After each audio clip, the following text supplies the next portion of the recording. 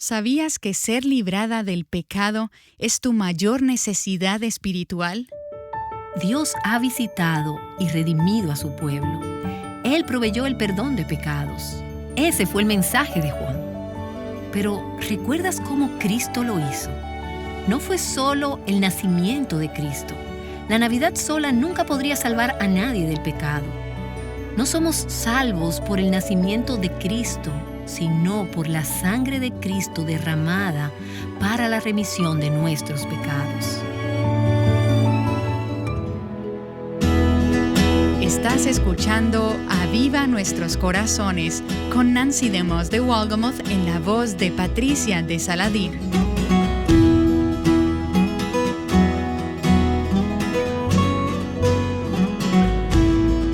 El día festivo que pronto estaremos celebrando es más que sentimentalismo. Muchas de nosotras tenemos lindos recuerdos y tradiciones, intercambiamos regalos y pasamos tiempo en familia.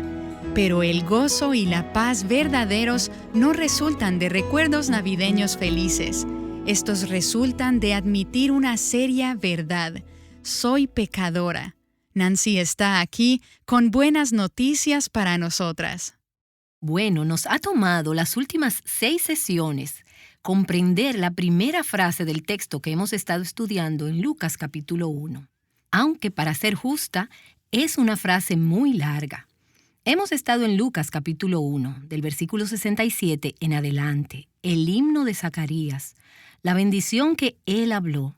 Una bendición, en latín, es la palabra benedictus, la bendición que él habló al Señor y del Señor cuando envió su Mesías a la tierra. Ahora, en este punto, el Mesías aún no ha nacido. María aún tiene a ese niño en su vientre. Pero el Espíritu Santo le deja saber a Zacarías que el niño que le ha nacido a él y a Elizabeth, el nombre de su hijo es Juan, sería quien iría delante de Cristo para preparar su camino. Zacarías ha estado hablando palabras, y no solo de alabanza, sino palabras que arrojan luz sobre algunos conceptos teológicos preciosos: salvación, redención, liberación. ¿Qué significa esto, ser salva? ¿Qué significa esto, ser redimida? Estas son verdades que si tú no tienes amor por ellas, entonces tú pierdes todo de lo que verdaderamente se trata la Navidad. Hemos visto esto en este pasaje y lo seguiremos viendo a medida que continuemos. Leyendo hoy en el versículo 76 de Lucas capítulo 1, encontramos la primera referencia directa al hijo de Zacarías. Este es el 8º día, la fiesta de cumpleaños de este niño que les ha nacido a Zacarías y a Elizabeth en su vejez. Y es una maravilla, es un milagro. La gente está emocionada, la familia está allí y los amigos están ahí. Este es el día de la circuncisión. Este es el día de ponerle nombre al niño. Es la fiesta de bienvenida a casa. Sin embargo, desde el versículo 68 hasta el versículo 75, Zacarías no dice nada sobre el hijo de quien es la fiesta de cumpleaños. ¿De quién ha estado él hablando? Él ha estado hablando acerca de Jesús, un hijo por nacer, un hijo que se dará para la salvación del mundo. Solo en el versículo 76, él voltea y mira a su hijo Juan, quien sería Juan el Bautista, y él ahora habla de la misión de su hijo Juan. El versículo 76 dice: «Y tú, niño, serás llamado profeta del Altísimo, porque irás delante del Señor para preparar sus caminos». Ahora, cuando él dice profeta del Altísimo, el Altísimo habla claramente de Cristo, el Cristo que habría de venir. Si piensas de nuevo en los versículos anteriores de este capítulo, Lucas capítulo 1, versículo 32, el ángel le dijo a María sobre su hijo Jesús, quien habría de nacer: «Este será grande y será llamado Hijo del Altísimo». Ahora, ahí está hablando claramente de Jehová Dios. Pero entonces ahora en el versículo 76, cuando Zacarías dice: «Tú serás el profeta del Altísimo, tú irás delante del Señor para preparar sus caminos», él está diciendo que Jesús no es solo el Hijo del Altísimo, Él es el Dios Altísimo. Este hijo que habría de nacer es Dios, y tú irás delante de él, Dios en la tierra. Tú irás delante de él para preparar su camino. Ahora, la misión de Juan en la vida, su razón de vivir, y no fue una vida muy larga, fue extinguida rápidamente, pero todo su rol, todo su propósito, todo su llamado en la vida fue establecido por Dios antes de él nacer. Su misión en la vida fue predicha en el Antiguo Testamento. ¿Recuerdas en Isaías capítulo 40, el versículo 3, donde habla acerca de una voz clama: preparad en el desierto camino al Señor, allanad en la soledad calzada para nuestro Dios? Lee en Malaquías capítulo 4. Uno vendrá en el espíritu de Elías a preparar el camino para el Señor. Estas son referencias del Antiguo Testamento del nacimiento de Juan, a quien conocemos como Juan el Bautista, quien prepararía el camino para la venida de Cristo a la tierra.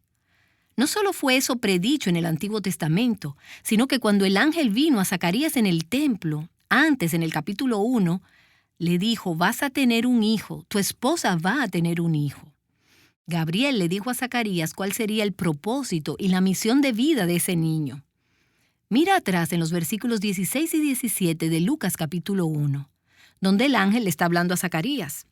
Y él hará volver a muchos de los hijos de Israel al Señor su Dios, e irá delante de él en el espíritu y poder de Elías, para hacer volver los corazones de los padres a los hijos, y a los desobedientes a la actitud de los justos, a fin de preparar para el Señor un pueblo bien dispuesto. Muchas de estas citas provienen de Malaquías capítulo 4. Entonces, ahora Zacarías está de pie delante de su hijo de 8 días y dice: hijo, niño, bebé, tú serás llamado el profeta del Altísimo. Tú irás delante de él para preparar sus caminos. Así que desde el momento en que este niño es un bebé, Zacarías está pasando la visión de Dios para la vida de su hijo. No tengo duda de que Zacarías y Elizabeth eran justos, piadosos, personas devotas, quienes amaban la palabra de Dios y continuaron a través de la crianza de su hijo, a través de los años de su infancia, sus años de adolescencia y juventud, hasta que se convirtió en un hombre y se fue de casa. Estoy segura de que ellos continuaron recordándole a Juan por qué Dios lo había enviado a esta tierra. Su propósito en la vida, su misión. Ellos le decían: hijo, este es el porqué de tu nacimiento. Solo déjame sugerirte que esto no es algo que solo los padres de Juan el Bautista pudieron hacer con su hijo, sino que espero que cada una de ustedes, como madres, abuelas, estén dando a sus hijos una visión del propósito de Dios para sus vidas. Y quizás tú me digas: bueno, yo no tengo ninguna profecía acerca de la vida de mi hijo. ¿Qué le diré a él o a ella? Ve a la palabra de Dios y busca las promesas de Dios, el propósito de Dios en colocar a sus hijos aquí en la tierra. Conocer a Dios, disfrutar de Él y darlo a conocer. Y comienza desde los primeros días de tus hijos a inculcar en ellos un sentido de visión, un sentido de propósito.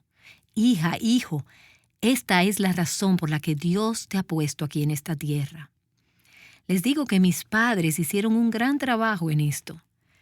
Mi padre ha estado con el Señor por muchos años. Él partió al cielo cuando yo tenía solo 21 años de edad. Pero quiero decirte que en mi niñez temprana y a través de mis años de adolescencia, Él fue inculcando, y no solo en mí, sino también en mis 6 hermanos y hermanas, que Dios tenía un propósito para nuestras vidas.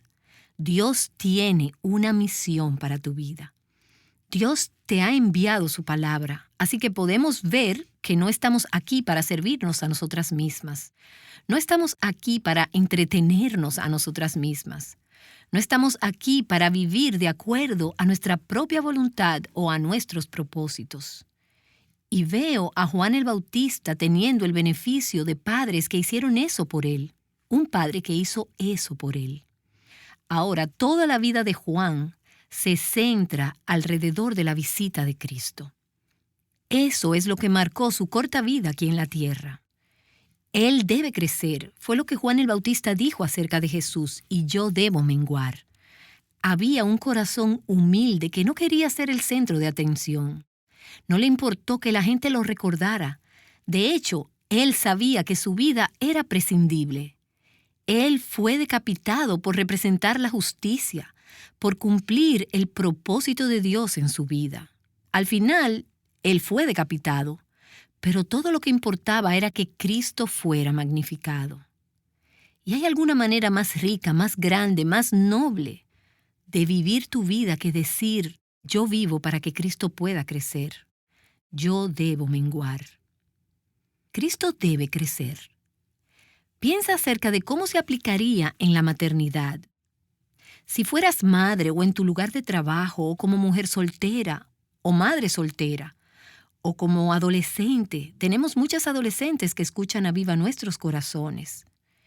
O como una mujer ya de más edad o una mujer con el nido vacío. También tenemos algunos hombres que escuchan a viva nuestros corazones. Como quiera que estés, en cualquier etapa que te encuentres de la vida, Él debe crecer. Es todo acerca de Cristo y su gloria y su reino, y nosotros debemos menguar. Él pasó su vida preparando el camino para la venida de Cristo, dándole a la gente el conocimiento de la salvación. Eso es lo que vino a decir. Eso es lo que sigue diciendo. Irás delante del Señor para preparar sus caminos, para dar a su pueblo el conocimiento de la salvación por el perdón de sus pecados. Él le dio a la gente el conocimiento de salvación, el conocimiento de la misericordia de Dios, el conocimiento del perdón de Dios. En Lucas capítulo 3 nos dice que Juan fue por toda la región contigua al Jordán, predicando un bautismo de arrepentimiento para el perdón de los pecados. Esa fue su misión, preparar el camino para que la gente experimentara el perdón y la misericordia de Dios.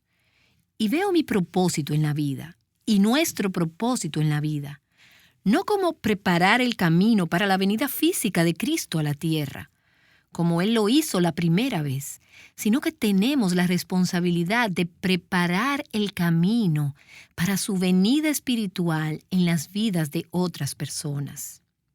Preparar el camino para que tus hijos vengan a la fe en Cristo. Preparar el camino para que tus compañeros de trabajo, las personas de tu vecindario, los miembros de tu familia, vengan a la fe en Cristo. ¿Cómo? Dándoles el conocimiento de la salvación a través de la fe y el arrepentimiento, tal como lo hizo Juan. Así que esa era la misión de Juan, preparar el camino dando a conocer el camino de salvación y el camino del perdón de pecados. Y entonces eso nos dice algo a nosotras sobre su mensaje. Versículo 77. Para dar a su pueblo el conocimiento de la salvación por el perdón de sus pecados. Este tema de liberación, este tema de salvación del que Zacarías habla, fue el mensaje de Juan. Y permíteme recordarte que no era una salvación política. Fue una salvación espiritual para dar conocimiento de salvación en el perdón de tus pecados. Eso fue lo que leímos en Colosenses capítulo 1, los versículos 13 y 14, donde Pablo dice, porque Él nos libró del dominio de las tinieblas y nos trasladó al reino de su Hijo amado, en quien tenemos redención, el perdón de los pecados. Ser libradas de nuestros pecados es la necesidad espiritual que tenemos en nuestras vidas. Dios ha visitado y redimido a su pueblo. Él proveyó el perdón de pecados. Ese fue el mensaje de Juan. Pero, ¿recuerdas cómo Cristo lo hizo? No fue solo el nacimiento de Cristo. La Navidad sola nunca podría salvar a nadie del pecado. No somos salvos por el nacimiento de Cristo, sino por la sangre de Cristo derramada para la remisión de nuestros pecados. De acuerdo a la palabra de Dios, sin derramamiento de sangre no hay perdón de pecados. Así como Zacarías dice a su hijo, tú prepararás el camino para dar el conocimiento de salvación y el perdón de pecados, él está diciendo, Este niño cuyo camino tú estás preparando, él va a crecer. Y es un anuncio, una imagen de la cruz, donde el castigo por nuestros pecados sería pagado con la muerte de Cristo. Este es el mensaje que la gente necesitaba en los días de Zacarías. Las personas estaban muertas en sus pecados, estaban separadas, alejadas de Dios. No podían ser reconciliadas con Dios a causa de sus pecados. Ellos necesitaban el mensaje del perdón, de salvación, de liberación del pecado. Ellos necesitaban saber cómo sus pecados podían ser perdonados. Pero también es el mensaje que desesperadamente necesitamos hoy. Hoy no es menos necesario. Ahora que Cristo ha venido, las personas aún necesitan el mensaje de salvación en el perdón de sus pecados. En Aviva Nuestros Corazones hablamos acerca de muchos temas diferentes y tratamos de ayudar a las mujeres en muchas áreas diferentes y específicas en su caminar diario. Tenemos programas que tratan de la soltería, la soledad, la culpa, el enojo, la depresión, y hemos conversado sobre todos estos temas. Hemos hablado sobre la pureza moral y cómo abordar los temas sexuales. Hemos conversado acerca de la intimidad en el matrimonio y cómo ser una esposa piadosa y cómo tener un corazón de sierva. Muchas aplicaciones prácticas de la palabra de Dios.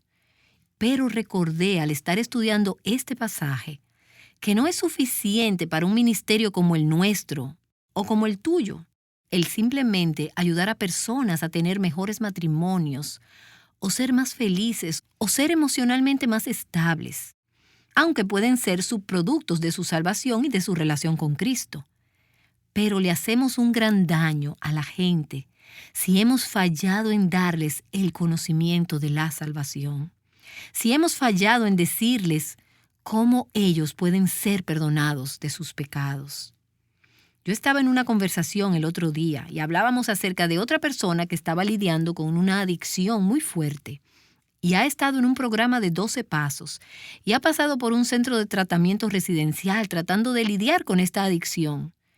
Pero la preocupación de la persona con quien estaba hablando era que en estos programas no tenían a Cristo. Son buenos en la medida en que dan algunos pasos muy prácticos, pero si solo le das a la gente los pasos y los principios y ellos no tienen a Cristo, realmente nunca van a ser totalmente liberados. Pueden dejar de beber o pueden dejar de practicar la conducta pecaminosa que sea. Pero la verdadera libertad del corazón no puede venir aparte de la salvación y el perdón de los pecados. Así que tenemos que dejar bien claro que la salvación significa que la gente es librada de su pecado. A menudo pienso que hoy cuando las personas presentan el Evangelio, frecuentemente presentamos la salvación como Dios liberando a una persona de su vida infeliz o de su falta de significado o propósito, de adicciones a malos hábitos, liberándolas de presiones, de problemas. Y citaríamos Juan capítulo 10, versículo 10, donde Jesús dijo: yo he venido para que tengan vida y para que la tengan en abundancia. Así que confía en Cristo y tendrás una vida abundante. Es la implicación. Pero si estás conversando con alguien quien piensa que su vida ya está bien, y conozco algunas personas que encajan en esta exacta categoría, ellos no tienen malos hábitos descomunales. Ellos están acomodados, tienen salud, se sienten seguros. ¿Por qué una persona así podría necesitar a Jesús? ¿Por qué necesitas un Salvador? No es porque el Evangelio no se ocupa de estos temas, del significado y del propósito en la vida, de los malos hábitos o de las circunstancias difíciles. Pero al final, Dios no envió a su Hijo al mundo a morir para salvarnos de esas cosas. Él vino a salvarnos de nuestros pecados. Él vino a salvarnos del poder del pecado, de la pena del pecado. Y por último, de la misma presencia del pecado. Él vino a salvarnos de ser esclavas del pecado. Él vino a salvarnos de la ira venidera, como dice Pablo en 1 Tesalonicenses capítulo 1, versículo 10. ¿Y por qué viene la ira de Dios? Viene por causa del pecado. John MacArthur dijo en uno de sus mensajes algo que pienso que es poderoso en este asunto. Él dijo: el problema universal por el cual el Señor envió un Salvador para librarnos no es el problema de la falta de propósito o el vivir insatisfechos. No es el problema de la pasión o la lujuria o los hábitos que son irrompibles. Es el problema del pecado y de la culpa. Ese es el asunto. Y él continúa hablando en términos muy directos. Tú has violado la ley de Dios y tú vas en tu camino al infierno eterno y necesitas ser rescatado del pecado. En la presentación del Evangelio es ahí donde debemos llegar, es ahí donde necesitamos llegar. Ese es el tema del Evangelio. Leí un mensaje de John Piper sobre este pasaje de Zacarías, hablando acerca de Juan, dando el conocimiento de salvación a través del perdón de pecados. Y permítame concluir leyendo lo que el pastor Piper escribió acerca de esto porque pienso que fue muy visual. Él dijo: si alguien me hubiera regalado una ratonera, súper atractiva y garantizada, en la Navidad del año pasado, podría haber sentido muy poca gratitud por el regalo. Nunca tuvimos un ratón en nuestra vieja casa. Sin embargo, si alguien me diera una trampa de ratón garantizada en esta Navidad, podría realmente sentir aprecio y gratitud porque ahora tenemos ratones en mi casa y no los puedo atrapar a todos. Si tú me ofreces llevarme a la sala de emergencias del Centro Médico Metropolitano, pensaré que estás actuando de manera extraña, a menos que vea la herida en mi brazo o sienta el dolor en mi abdomen. Entonces te amaría por la oferta. Si un carro de policía hace su sonido de alarma y se detiene junto a mí mientras voy caminando a casa de la iglesia una noche, y el policía me grita que entre al auto, no vería la urgencia de su llamado a menos que vea la banda armada de asaltantes justo al doblar la esquina.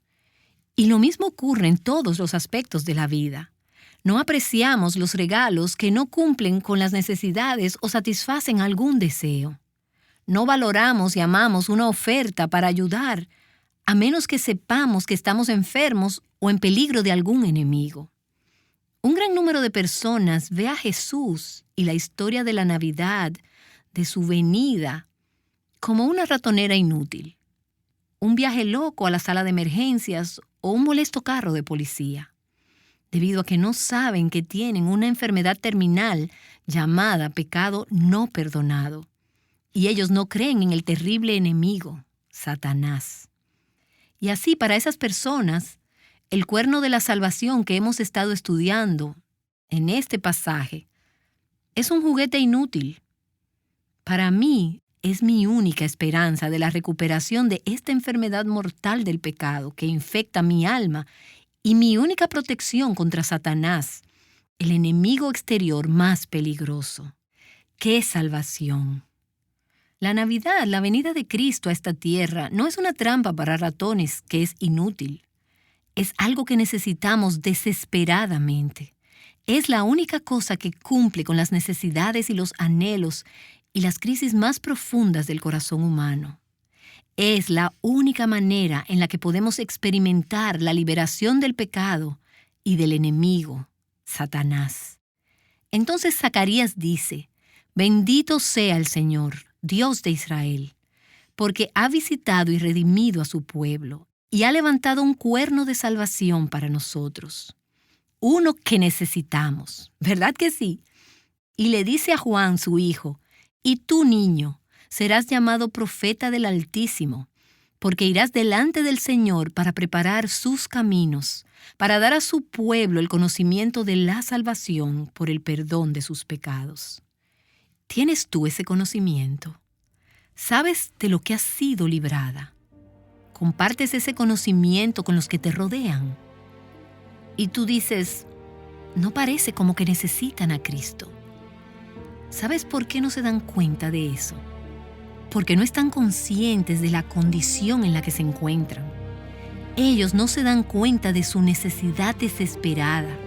Y al presentar el Evangelio no es una buena noticia para las personas que no saben que tienen una necesidad. Así que parte de compartir a Cristo, parte de compartir el Evangelio con la gente, es compartir las malas noticias.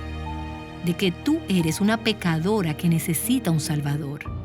No siempre será un mensaje políticamente correcto, pero déjame decirte que aquellos con los que compartimos y aquellos cuyos corazones Dios mueve a creer y arrepentirse, estarán agradecidos por toda la eternidad, por darles el conocimiento de la salvación en el perdón de sus pecados. ¿No te encantan las buenas noticias? Nancy DeMoss de Wolgemuth nos ha estado exhortando a compartir las buenas nuevas sobre la realidad del pecado y la maravilla de la gracia de Dios. Este mensaje es parte de la serie El Himno de Zacarías. Si te has perdido alguno de los programas anteriores en esta serie, escúchalo o léelo en nuestro sitio web avivanuestroscorazones.com. Enseñanzas bíblicas como esta están siendo usadas por Dios en todo el mundo para bendecir a mujeres de habla hispana.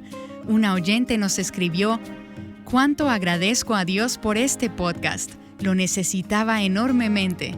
Siempre son tan oportunos los temas que escucho. Dios les bendiga a todas y a cada una de las personas que trabajan para que esto llegue a nuestras vidas, nos rete, nos conforte, nos aconseje, nos ayude y oriente". Y otra mujer nos escribió: "Aún estoy en medio de aflicción, pero he comenzado a entender que Dios tiene un gran plan en medio de todo esto. No ha sido fácil rendir todo el control, pero creo que por fin estoy llegando al punto en que puedo estar quieta. Estoy confiando en la dirección del Señor para mi vida y la restauración de mi familia y matrimonio". Aquí en Aviva Nuestros Corazones es nuestra oración que Dios hable al corazón de cada oyente conforme a su necesidad y que podamos ver el poder del Evangelio y de la palabra de Dios obrando en nuestras familias e iglesias. Si quieres dejarnos saber cómo Dios ha usado este programa en tu vida, deja tu comentario al final de la transcripción del programa del día en avivanuestroscorazones.com.